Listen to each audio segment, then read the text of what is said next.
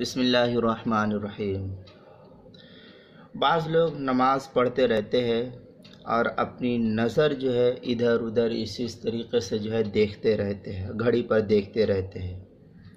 شرعی حکم کیا ہے؟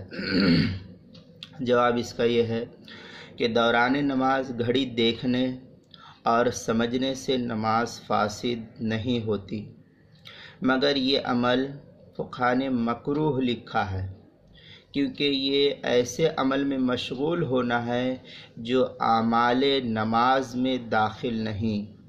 لہذا اگر بلا قصد گھڑی پر نظر پڑ جائے اور ٹائم سمجھ میں آ جائے تو مکروہ نہیں ہے، لیکن بالقصد اس طریقے سے دیکھنا فقہا نے مکروہ لکھا ہے، اس لیے اس سے پرہیز کرنا چاہیے۔ علامہ شامی لکھتے ہیں وَلَا يُفْسِدُهَا نَظْرُهُ إِلَى مَكْتُوبٍ، اس کے تحت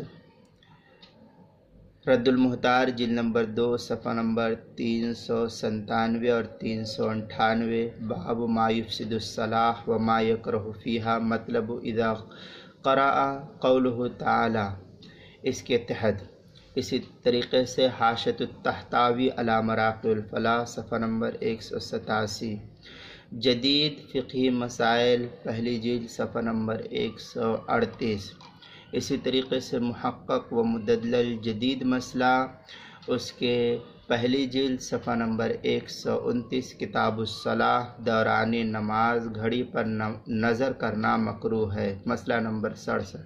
لہذا ہم کو اپنی نماز میں خشوع خضوع پیدا کرنا چاہیے، ادھر ادھر دیکھنے سے پرہیز کرنا چاہیے۔